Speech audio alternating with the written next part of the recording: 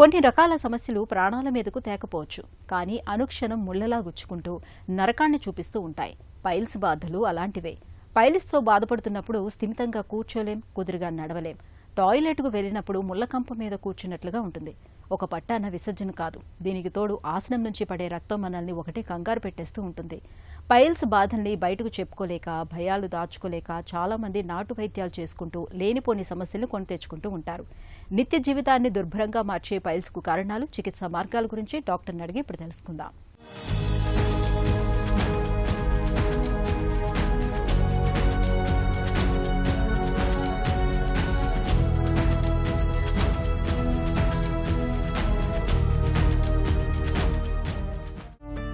Piles అంటే ఏంటి? ముఖ్యంగా పైల్స్ అంటే అది మనం హెమరాయిడ్స్ అంటాం. ఏంటంటే ఇప్పుడు మన మోషన్ వెళ్ళే ద్వారం దగ్గర ఏంటంటే ఇప్పుడు ప్రతి ప్రక్రియ ఈ డిఫికేషన్ అనేది జరిగేటప్పుడు మనం ఏనల్ కుషన్స్ అని ఉంటాయి. ఏనల్ కుషన్స్ ఏంటంటే అవి మన మోషన్ని సరిగ్గా బయటకి వెళ్ళటానికి సహాయపడుతూ ఉంటాయి. ఎప్పుడైనా కానీ కాన్స్టిపేషన్, మోషన్ చాలా హార్డ్గా వచ్చినా, చాలా ఫ్రీక్వెంట్గా వచ్చినా ఈ ఏనల్ కుషన్స్ అని కిందకి వెండి జారడం జరుగుతూ ఉంటాయి. దాన్ని మనం గ్రేడ్ 1, గ్రేడ్ 2, గ్రేడ్ 3, గ్రేడ్ 4 అంటాం. గ్రేడ్ 1 and 2 అని లోపలే ఉంటాయి. అవి యూజువల్గా ఏంటంటే అంటే ఒక క్లాక్ వైజ్ తీసుకున్నామంటే 3 o'clock కానీ 7 o'clock కానీ తర్వాత 9 o'clock, 11 o'clock ఈ పొజిషన్లో కామన్గా వస్తూ ఉంటాయి.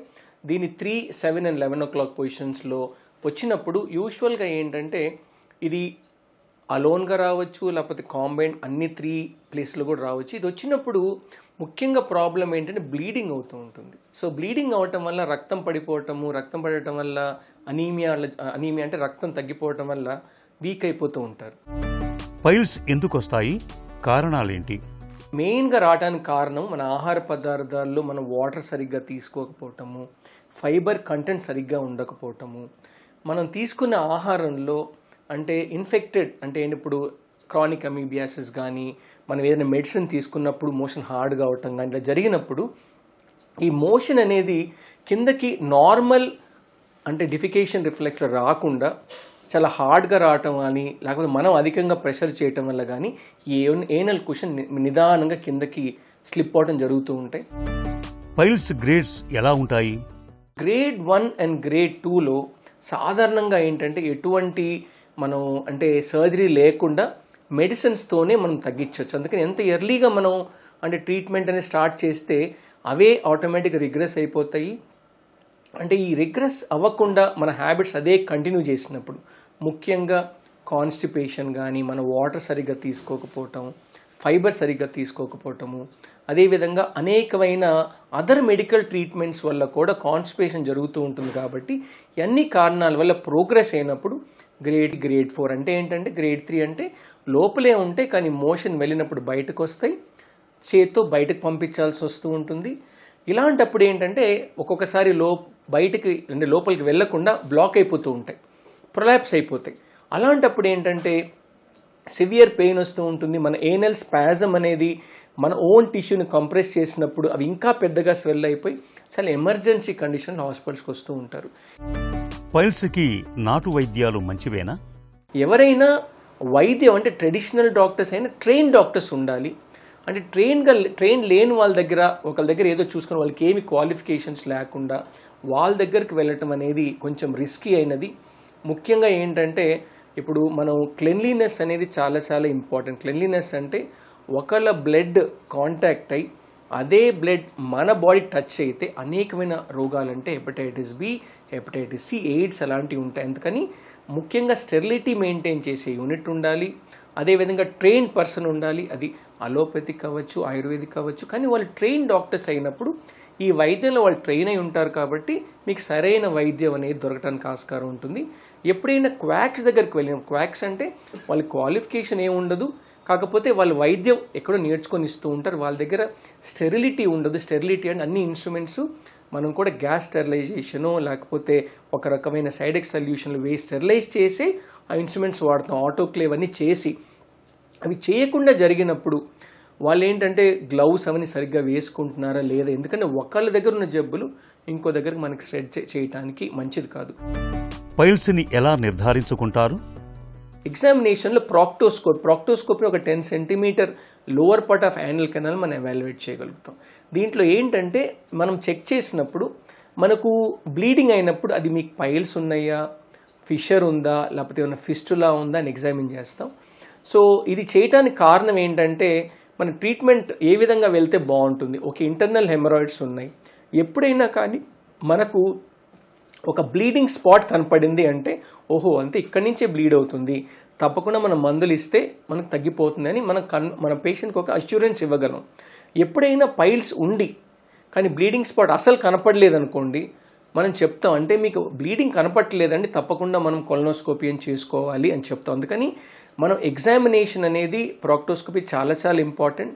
దాంట్లో గ్రేడ్ 1, గ్రేడ్ 2, గ్రేడ్ 3 ఏ లెవెల్లో ఉందో మనం పైల్స్ నిర్ధారించ జరుగుతూ ఉంటుంది. ఇదే కాకుండా వేరైనా ప్రాబ్లం ఉందా అంటే అల్సరేటివ్ కొలైటిస్, క్రాన్స్ ఇలాంటి కండిషన్స్లో కూడా బ్లీడింగ్ అవుతుంది. కాబట్టి ఒకవేళ మ్యూకోసా మొత్తం చాలా పచ్చిగా ఉందంటే ఇన్ఫ్లమేటరీ బౌల్ డిసీజ్ అని ఏమైనా ఉందా కూడా ఎవాల్యుయేట్ చేయడం జరుగుతుంది. అందుకని క్లినికల్ ఎగ్జామినేషన్ ప్రాక్టోస్కోప్ అనేది మనం పైల్స్ నిర్ధారించడానికి చాలా చాలా అవసరం. పైల్స్కి సర్జరీనే మార్గమా? కోత పెట్టకుండా పైల్స్ని మాయం చేయొచ్చా? ఎర్లీగా వచ్చినప్పుడు మన మెడిసిన్స్తోనే తగ్గిపోవడానికి ఆస్కారం ఉంటుంది. యూజువల్గా గ్రేడ్ 1, గ్రేడ్ 2 పైల్స్కి ఇమీడియట్గా మన సర్జరీ ఏం అవసరం లేదు.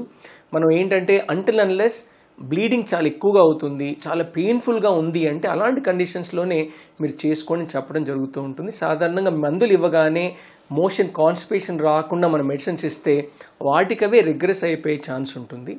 కొంతమందికి ఏంటంటే ప్రెగ్నెన్సీ అప్పుడు పైల్స్ వస్తూ ఉంటాయి. అలాంటప్పుడు తొందరపడి చేయించుకోకూడదు, ఎందుకంటే ప్రెగ్నెన్సీ అయిన తర్వాత దానికదే తగ్గిపోవడానికి ఆస్కారం ఉంటుంది. సో ఇదే విధంగా గ్రేడ్ 1, గ్రేడ్ 2 అయితే మనము మెడికల్ మేనేజ్మెంట్ చేసుకోవచ్చు. గ్రేడ్ 3, గ్రేడ్ 4కి వెళ్ళినప్పుడు ఏంటంటే అది ఎక్కువగా పెయిన్ఫుల్గా ఉంటాయి, బ్లీడింగ్ అవుతూ ఉంటాయి. మందులు ఇచ్చినప్పుడు బ్లీడింగ్ తగ్గుతుంది, మళ్ళీ అదే విధంగా మళ్ళీ తిరిగి వచ్చేస్తుంది. అలాంటప్పుడు మనం ఏంటంటే సర్జికల్గా మేనేజ్ చేయాల్సిన అవసరం ఉంటుంది. పైల్స్ రాకుండా చూసుకోవచ్చా? 8 to 12 గ్లాస్ ఆఫ్ వాటర్ 20 అంటే మనం మేల్కొని ఉన్నప్పుడు అంతా కూడా తాగడం చాలా చాలా మంచిది. అదేవిధంగా ఫైబర్ కాంటెంట్ చాలా చాలా ఇంపార్టెంట్. ఫైబర్ కాంటెంట్ అంటే మాది ఫ్రూట్స్ రూపంలో అవ్వచ్చు, ఫుడ్ రూపంలో అవ్వచ్చు. చాలా వరకు అంటే మన చీజ్, వెస్టర్న్ ఫుడ్స్ అనేవి చాలా స్టిక్కీ స్టూల్స్, ఒకలాంటి కాన్స్టిపేషన్ లా క్రియేట్ అవుతూ ఉంటాయి. చాలామంది ఏమంటారు నా మోషన్ బాగా అయిపోతుంది అయినా నాకు పైల్స్ ఎందుకు వస్తున్నాయని. మనకేంటంటే కాన్స్టిపేషన్ అనేది హార్డ్ మోషనే కాదు, అతుక్కొని వచ్చినప్పుడు, మనం అడల్టరేటెడ్ ఫుడ్ తిన్నప్పుడు, మంచి నూనె తీసుకున్నప్పుడు, బయట అంటే ఫుడ్స్ తీసుకున్నప్పుడు ఆ స్టిక్కీ స్టూల్స్ వస్తాయి. దానివల్ల కూడా మన మ్యూకోసాకి ఒక రాపిడిలాగా జరిగి కిందకి రావటం అనేది జరుగుతూ ఉంటాయి. అందుకని ఒకటి అలాంటి ఫుడ్స్ అవాయిడ్ చేయాలి. అంటే కంపల్సరీ పరిస్థితులు తీసుకోవాల్సి వస్తే ఇంటికి వచ్చిన తర్వాత ఏదో ఒక ఫైబర్ అంటే ముఖ్యంగా ఫ్రూట్స్ కానీ ఏదో తీసుకుంటే అది మిమ్మల్ని కొంతవరకు ఇవి రాకుండా కాపాడితే, ఒకసారి వచ్చిన తర్వాత it will be like a continuous process. అందుకని ప్రివెన్షన్ చాలా చాలా ఇంపార్టెంట్. ప్రివెన్షన్ చాలా ఈజీ కూడా. ముఖ్యంగా ఫైబర్ కాంటెంట్ ఎక్కువ తీసుకోవాలి, వాటర్ బాగా తీసుకోవాలి, అండ్ ఏంటంటే చేసి తీసుకుంటే చాలా చాలా మంచిది. అదేవిధంగా ఏదో ఒక ఫిజికల్ యాక్టివిటీ అంటే ఏంటంటే మన యాక్టివిటీ బాగా చేసుకున్నప్పుడు, బౌల్ మూమెంట్స్ బాగా ఉన్నప్పుడు మోషన్ అనేది నిల్వ ఉండదు. కాబట్టి పెద్ద పేగులో మీకు ఇలాంటి వచ్చే ఛాన్స్ కూడా చాలా తక్కువగా ఉంటుంది. పైల్స్ విషయంలో ఇవాళ సర్జరీ అనేది మనకు చిట్ట చివరి పరిష్కారం మాత్రమే. ఆహారపరమైన మార్పులు చేసుకోవడం ద్వారా తొలి దశలోని పైల్స్ ని మనం చాలా వరకు నయం చేసుకోవచ్చు. పైల్స్ ముదిరినప్పుడు బ్యాండింగ్, స్టాప్లర్, ఇంజెక్షన్ థెరపీ వంటి ఆధునిక చికిత్సల సాయంతో వేధించే పైల్స్ ని మనం సులువుగానే వదిలించుకోవచ్చు.